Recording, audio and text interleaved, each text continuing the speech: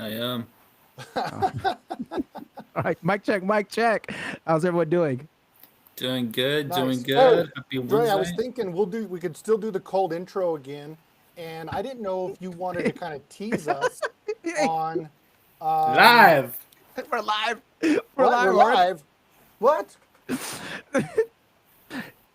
Yeah, we're live, guys. So, Oh, hey, let me comb my hair. Oh, I forgot to tell you, my daughter moved out today, and she threw this away. This was in her donation. Look at this. I actually have the right color now. I can't believe it. Perfect.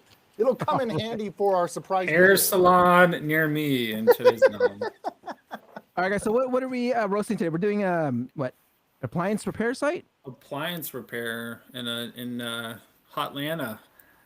And then I'm going to be showing you how to maximize your mobile conversions. Nice. And then we also have JP I'm reveals. going How? to be talking about aim small, miss small. Oh, aim small, miss small. All My right. wife talks about that with me about the toilet, so look forward to see what happens. GBP roast. Sorry, you in danger. Right now, I gotta flame you. This is GBP roast. GBP roast on your Google business profile. It's about to go down. We roasting and reacting. We ain't come to play. 20 years in SEO. JP Lambo and Dre bringing facts and guests. Oh yeah, we bring the dopeness. Welcome to the show. Hope your profile don't get roasted. All right, let's get right into it to our very first reaction video. And I believe this is something I actually brought up to you, JP, this past week. So check this one out.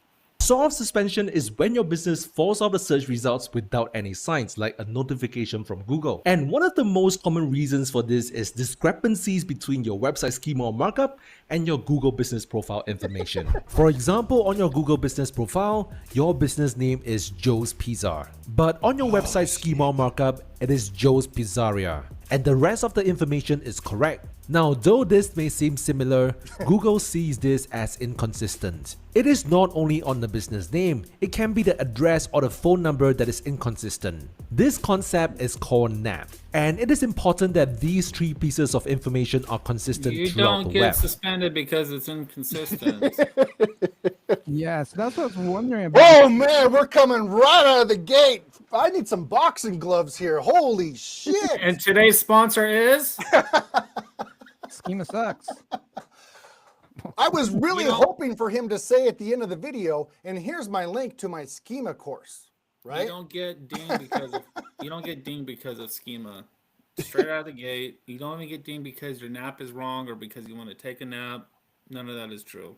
And there's Um, not really something known as a soft suspension. It's really made up. Well, I'm curious about this one because this JP, I brought this up to you like during the week on how I was trying to edit my personal Google Business profile, and it says it's suspended while it's still up. Is that considered a Yeah. soft suspension? Like, So basically, what that means is that's usually at an account level. If you go to google.com/local/manage, it gives you a multi-location viewpoint yep, that's a yep, little bit yep. different than you see on the front end. And a lot of times you'll go in there, and even sometimes if you click on the Learn More button, it'll actually tell you, it'll bring up a window and actually say that your account has been disabled. So when your account is disabled, that's your Gmail, workspace email, whatever it is. For some reason, whatever you're doing or whatever you have done, Google doesn't like it, and so they will disable the account. So you won't be able to Oh, manage. You'll have really difficult problems managing your business profiles from that email account. Yeah, you can't respond to reviews, you can't oh, do updates, and it's So still what that live. means is like Still they're not live they're to the not world, flagging right? your business per Yeah. se. They're flagging the account. oh, that's interesting. Okay, because I do have a paid, like it's under my paulander.com, and so it is like a account that I do manage it from a Gmail. So it's a Gmail business account. So I have to look into my Gmail business account, not necessarily business profile. Yes, so yeah, you want to go to your actual account. Usually, if you click on one of the buttons that's learn more to go through the kind of the appeal process, it will probably bring you to a page, something that says along the lines of your account's been disabled Yeah. or something like that. So that means there's nothing necessarily wrong with the listing. You just something wrong with the account. In a case like that, then you can transfer that to another email account, add someone else as an owner, and then eventually transfer that as the primary owner. You're just gonna have a hard time doing that, or you can just remove it from the account indefinitely and then go claim it from another account. Got it. Got it. Okay. I'm just scared to touch it because I just don't want to lose it. Be one of those Yeah. people promoting I GDPs. would probably just transfer it at that point, and then that way you kind of have a clean slate rather than it possibly going down. Because sometimes if you remove it from the account, it could remove it from maps altogether. Okay. So, Cool. but what this guy's saying as far as schema and all that bullshit, that's not the case at all. That's not why you get suspended, because you have inconsistency with your NAP. Am I considered suspended even though it's actually up? Because I know when you get suspended, your maps go down. Yeah, when I get suspended, I'm out. Like that's out for the count. But So I am can I still suspension? create. So But you there's probably have also- considered an account level suspension, which is considerably kind of a soft, if you want to Yeah, consider it. and there's also a disable, and Yeah. that's That's what it is. Mine is disabled. This is a Right. disabled. This is disabled. disable is worse because then they're like, hey, this is not legit. There's clear they won't tell you what's wrong, but you typically broke their policy. Yeah. I'm not doing anything black hat. What's going on there? Well, let's dissect it one of these days. Let's go. Let's check it out. All right, let's go into our second reaction video. You've heard it before that Google Business Profile posts don't really help Oh, your man, he's ranking. calling you out, But JP. here's the truth. They help your activity score, you guys, and that's a trust signal to Google. If you post at least once a week, you can use it to share local events, discounts, new services, or FAQs. Google sees an active profile and says, okay, this business is legit. That visibility, it's worth every 60-second post. So keep showing up. Keep posting on your Google Business Profile. It helps you guys. Later. Well, It what's an doesn't. activity score, Well- right? Jordan, Mr. Professor Pierce, what's an activity score? Did he pull that out of his ass? Okay, so that's like, whoops, let's make up stuff, right? Yes, we do state, and we've got clear evidence, just doing posts do not help you push in the maps. People hire us because that's what they want. Do I post in the maps? Yes, because you do want engagement, you want announcements, you want to promote sales, events, etc. But way too many gurus sell it as a service, and everyone lost their shit a couple months ago when all posts went away, right? So that's all we're saying. Yeah, I'll say this too. Sometimes I've seen accounts get disabled because you're not logging in, but that doesn't necessarily mean you have to go like respond or do a post. But you should be logging in at least once a week and looking at your numbers. Anyways, and just kind of checking to make sure everything's okay. So that kind of goes for that activity. But it's not like you have to post and Google's just gonna like flag you or demote you because you're not posting. It doesn't work like that. And let's Yeah. go back. Jordan makes a really good point of if you are a business owner, you should regularly log in and just look at things, respond to a review, maybe update a photo right from your phone. That's kind of more what they're looking for, is that there's a real person behind that GBP. Yep. But then again, we had Darren on, kind of showed us some places where it does show up. So I mean, not necessarily for ranking, but there's some user experience or customer Yeah. experience that you can actually use the post for, but not necessarily to rank higher. Yeah, and Correct. sometimes too the post will actually index. Will kind of show on mobile phone, kind of closer down to the bottom of the SERP. So I mean, there is some things that can be done. I mean, I just don't do it because it's not the ROI isn't worth the time to just go and do it. Doesn't matter if you can automate it. I don't do it. But Hey, yeah, I just mean, 60 there's. seconds. 60 seconds. I know. Yeah, but it doesn't take 60 seconds. Let's be honest. All right, guys. This next video I found was actually pretty interesting. I actually have not seen this myself, but I'm curious if you guys seen it and how you are optimizing for it. Check it out. Let me get my glasses here for this special. Come on. Do I need my wig for this? Is there going to be special? Ah, Most there was- realtors don't know it yet, but your Google Business Profile just got a massive AI upgrade that could be the difference between getting found and being forgotten. Yesterday, I was testing this for a client, and guess what popped up? A Gemini AI button right next to the call button. Click it, and boom, your clients get instant AI updates and summaries about you. And here's what nobody's telling you. If your profile isn't AI ready, you're leaving listings on the table. I've got realtors and agents that I coach that are getting $1 million listing appointments simply from showing up in AI search. You see, this AI button feeds off Q&A style content. If you're not answering real questions about your business online, Google's AI has nothing to say about you. Okay, so we do know, and we do tell people you should do Q&A. But again, what is this AI mode, AI baloney that he's spinning, right, with this ask? Clearly, Google is trying to get Gemini and their AI technology to search and find what the consumer wants. Because remember, why is Google is so scared of trying to do ads and spend money and detract from the maps? They just want to keep you happy. They want to keep you engaged, and they want to have factual information. So they want you to stay in that environment. Even part of the reason why sometimes you do a search and you're like, well, where's the website button for this customer on the GBP, right? Like you got to click and open it up to go in deeper. So they're still testing, they're figuring it out. We'll just monitor it.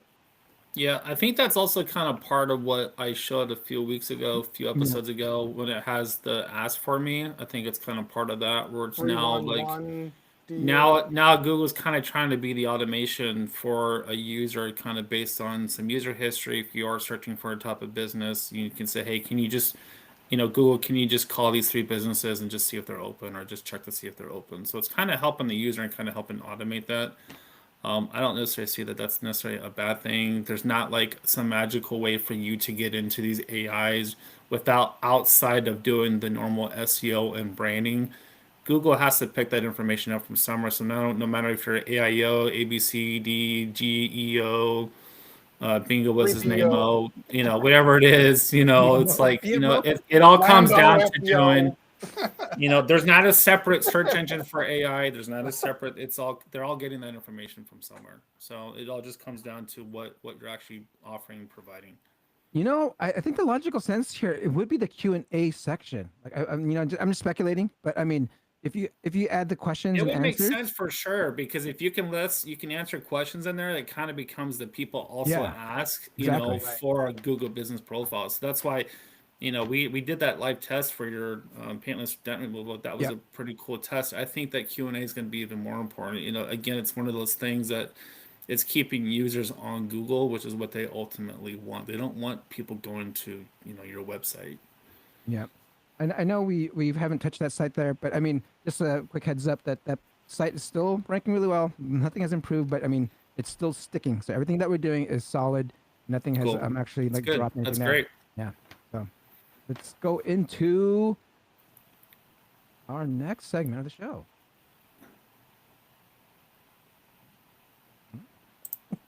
What is that? What? Solve suspect. Whoops.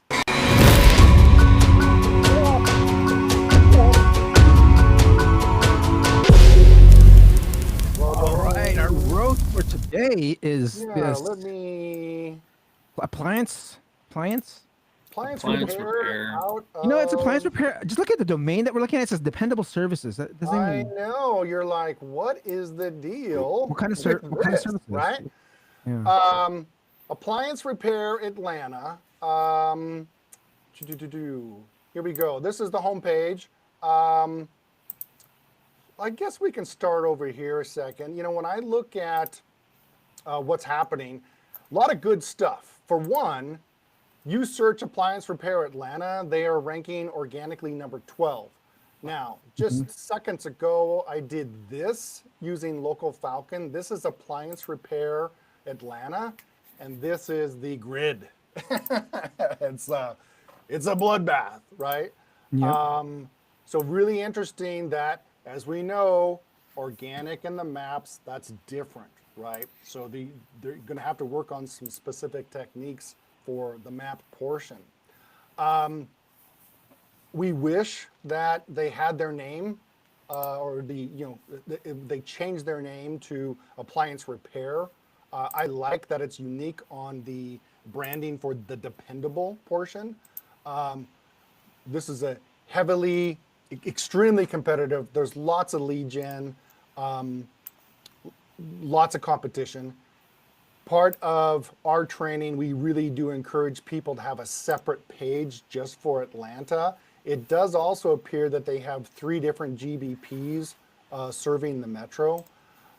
So what do they need? They need more prominence, more engagement. Let's go take a look at some of the reviews. And Atlanta is a huge market. It's a Yeah. huge square miles. And what you'd like to see is you'd like to see them, at least here, right? Like, hey, we do really good in our backyard. I mean, they could just take some roadside signs and put them out in some different community areas and get that engagement, and then like a domino effect, expand and grow for sure. You mentioned multiple GBPs real quick. I'm curious, can the same account manage multiple GBPs if Yes. it's from the same business? Like you don't have to. Typically, what you You can have can. challenges is that there is the testing shows that you can get away with it, but the more conventional wisdom is you should have separate phone numbers. But many times these corporations, even if they have different shops as such, right, in different parts of the city, because of where coffee breaks are at, where the equipment is at, where the vans are stored. Sometimes these guys obviously, they're open 24 hours and their service tech van, they're out in the suburb, right? But they're on call, ready to take care of you.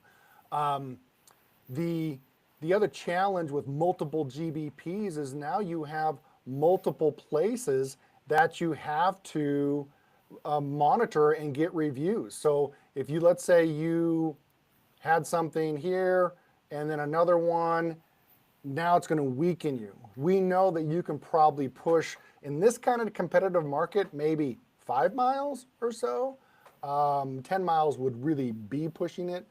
But what we noticed looking direct on reviews, the word diagnose, tech, job, you really would like to probably see something like speed, something about, affordable on pricing, and then maybe a little quality. So that's not mentioned, but what is the latest review here, the newest? You know those entities that they're pulling There you out go. there? Is that so? You're saying there's certain words that we should see more is like quality. Well, yeah, it's not even just that too, but even like the content in the reviews are telling you a lot about kind of what people are even have used for your business. Maybe for example, washer. That's a huge keyword. That's a huge type of product that these guys are obviously doing repairs on.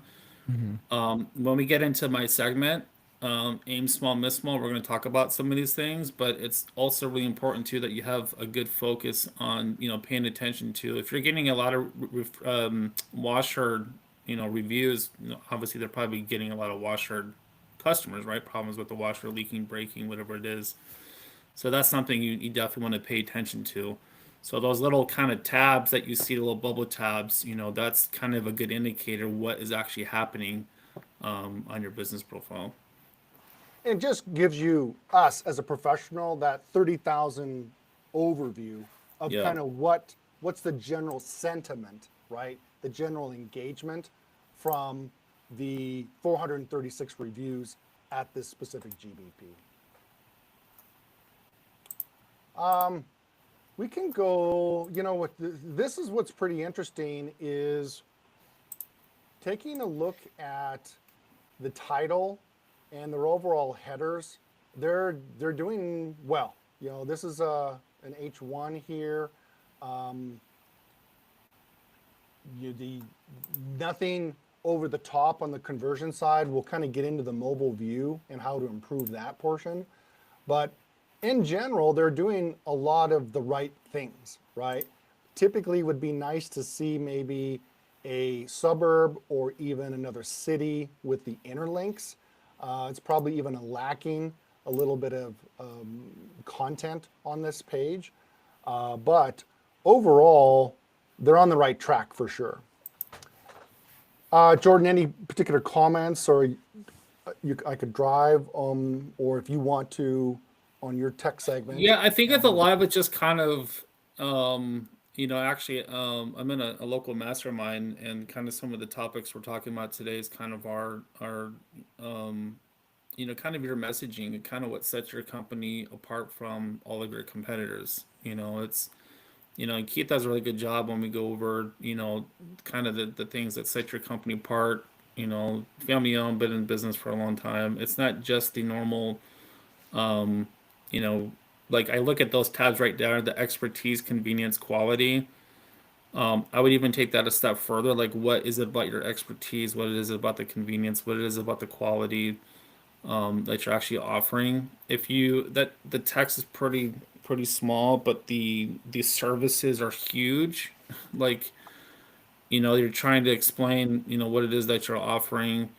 You got to write for users because they're going to be wanting to find some information about exactly what you're doing. And like on last week's episode, we kind of explained some of the processes, things that you want to put on the site that's, kind of sets you apart from all of your competitors. Because at the end of the day, you have to be unique. You know what? What I just saw, and just a comment from the audience is that a lot of people are mentioning washing repairs, but on their website they just talk. They don't even mention washing repairs. They talk about like kitchen repairs. Yeah, some of their language is off a little bit on the optimization. What I can do next is take a look at the mobile portion, because that's really where the conversions are going to happen in the competitive appliance repair industry for sure. Yeah. Yeah. All right, let's go ahead and check out. La la la la la la la la Lambo's World. Man, I already used my red La la crayon la la already. la la la la Lambo's World. Lambo likes conversions and SEO too. That's Lambo's World. I'm gonna need a new crayon, I think, pretty soon. It's wearing this puppy out. Green. Do a green one. Green crayon. One thing I wanted to mention too is that when you first load on the screen, and I actually wanted to ask Jordan ahead of time, and as a matter of fact, I reached out to one of my friends about B2B data. Here they're going to give you $20 off appliance repair. Hey, that's great, right? And what do I have to do? Sign up to a monthly newsletter. So I have to enter my name, I have to enter an email. I believe that there typically is these key data points in the future, right? Which is this data mining, that if they know your name and email, and the other thing that they're missing on this question is a zip code. That's one more thing to ask. That will then be able to be accumulated, and in the future, they'll then be able to target and say, hey, listen, this person was interested in appliance repair. Now we can go target that demographic and find like shoppers, and then put your ads in your messaging in front of them. I actually reached out to my friend Alvin, but yeah, he did verify. Typically, name, email, zip code is all you need. So if you guys are going to collect this data, that's another fix right here for this customer. Jordan, did you have any?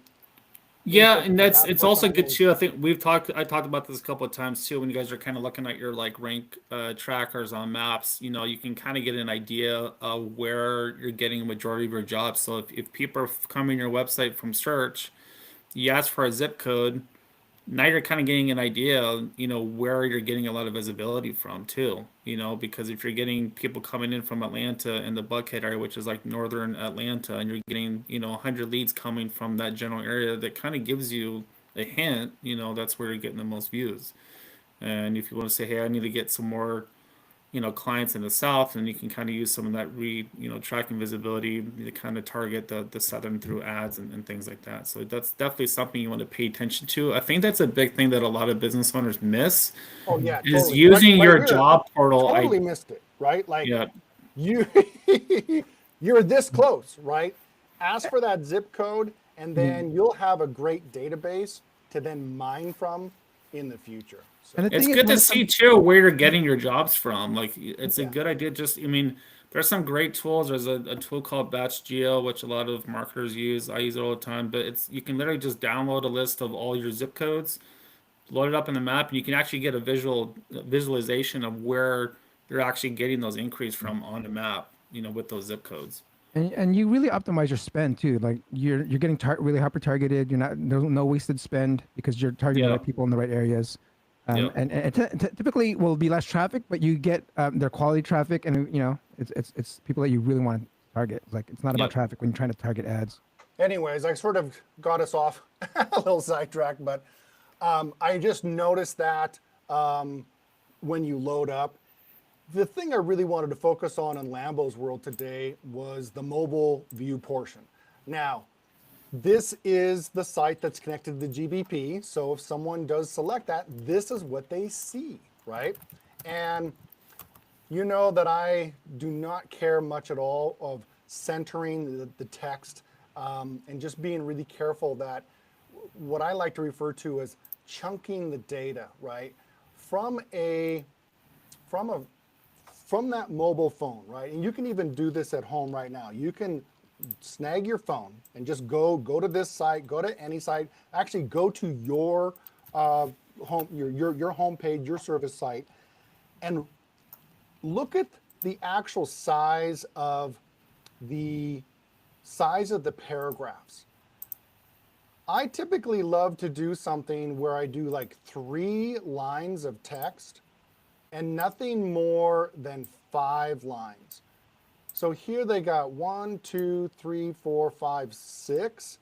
And the whole idea is the way the human is going to absorb and chunk this data is in just those bytes.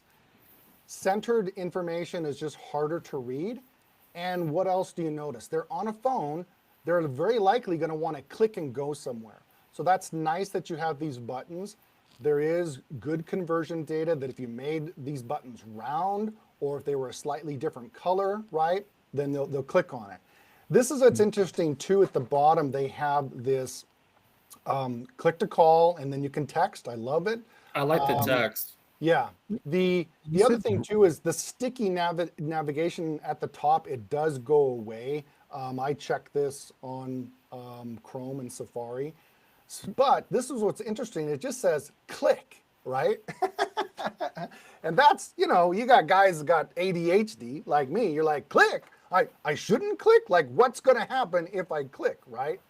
What it does, it actually goes to a request service page. So, well, duh, why don't you just say that, right? Like, info or service request. But I'm sure they're like, there was only so much character space to make that fit. Another thing to improve upon on conversions, I got to scroll down to, actually, I don't know if it loaded here. Maybe because I'm live on Chrome trying to do an overview, but an actual form comes up on the screen. Well, shit, now it's gone. You said rounded buttons? Like, what do you mean by Yeah, round? Like circles? you'll see that Or- so you slightly curve, Oh. and not a circle, not an ellipse, but you just An curve oval. the ends of the squares a little bit. It's softer, right? Someone, they're like, oh, I don't know if I want to, touch on something that's Look sharp. hard. Those buttons look sharp. Exactly. You want to get cut? Yeah. Let me see if this will load here a second. On my actual mobile phone, it had all these questions, right? And you're like, again, ask the minimum amount of questions to engage your customer. I've ran this sample before, and I just wanted to show you, this is roof repair, not appliance, but similar. But notice how the data flows easily, from big headlines down to smaller. It's chunked.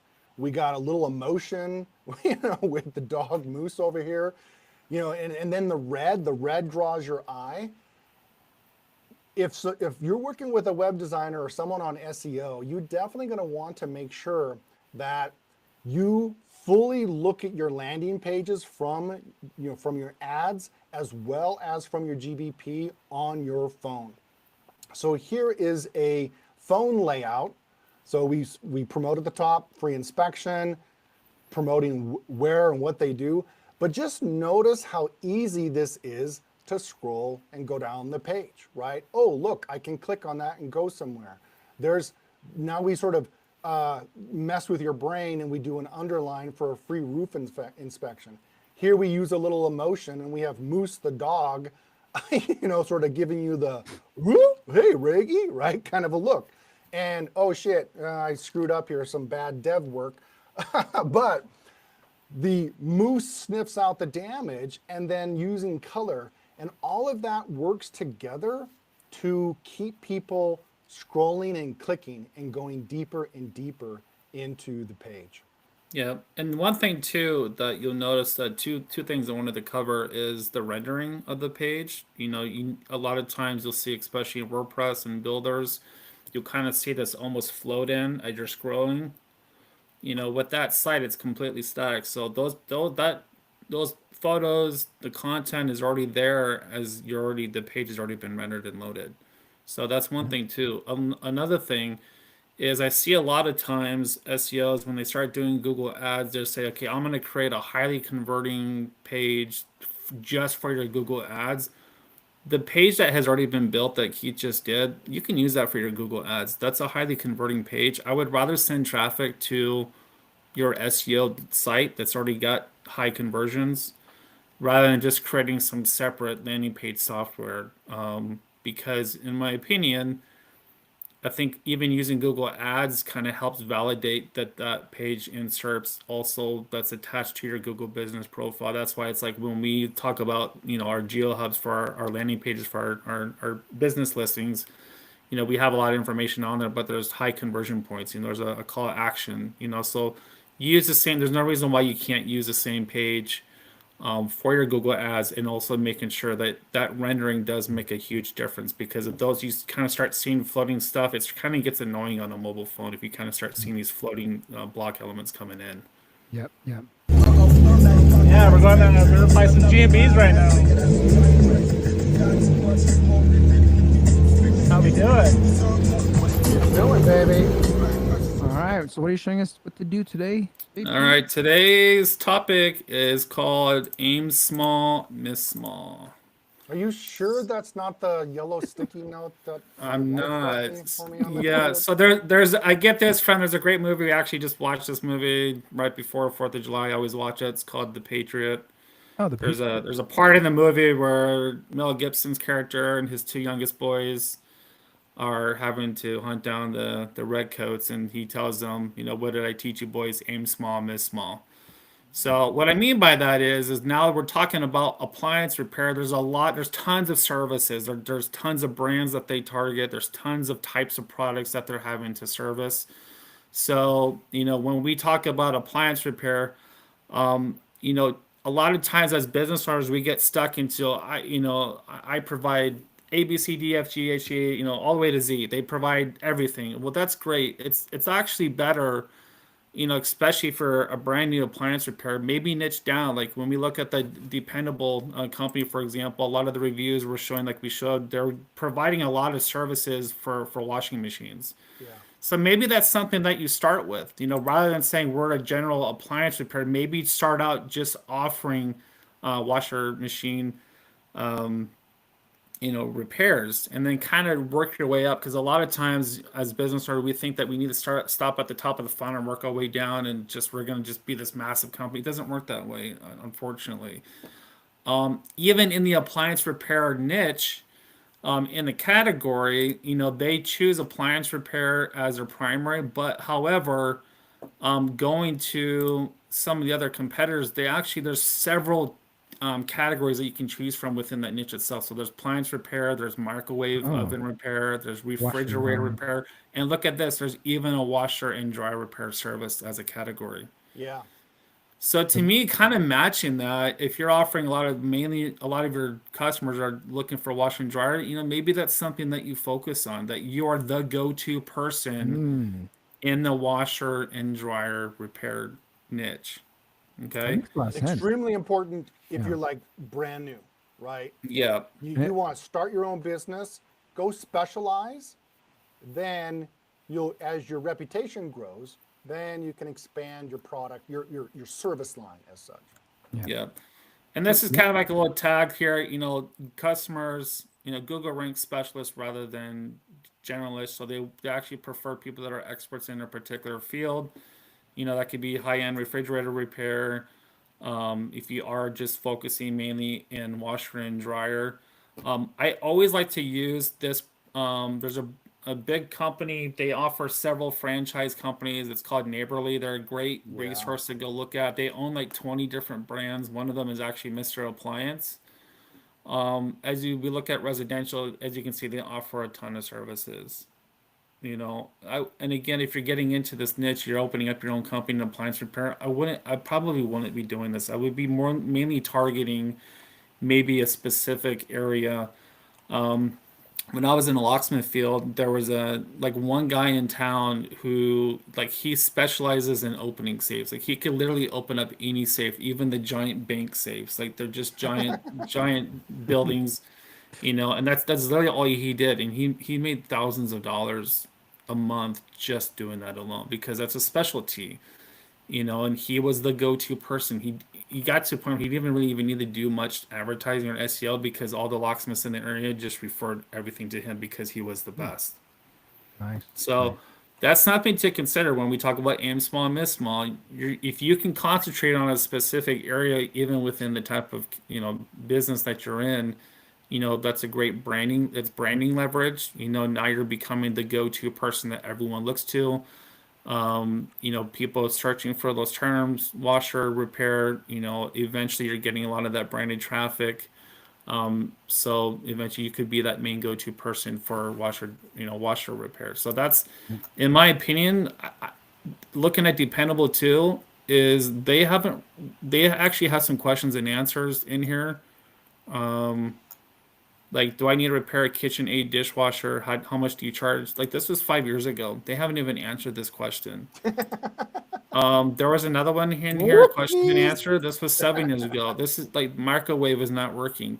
If you notice in here, they don't really have much reviews Hey, my VCR is not working. I need some help.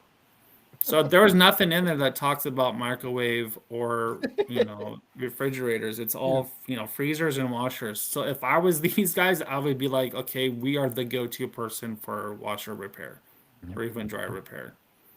And there's definitely specialists just on the HVAC side, right? Because those are full-on units and you can tie in with construction. And then there are just pure specialists on the commercial repair side because of those high-end machines and needing a qualified specialist to work on that. So it's very likely that this company has sort of evolved over time, but they have sort of kept the general umbrella brand. Yeah. So that's all I have. So just kind of know that, if you're appliance repair, maybe it's something that if you're not maybe getting a lot of traction, you're just like, I want to cover every single job. And there's 100 different brands. There's 100 different types of services that you offer. Maybe not start that way, maybe kind of narrow it down to a specific type of repair that you offer and be that, go-to person. Yeah. I mean, one of the big success stories on niching down is when Amazon, right? They started off selling books, they perfected that, and now they sell everything from A to Z. So it's really, really focusing on something that you can do. And that's actually perfect timing. We've are at time right now. If any quick announcement, guys?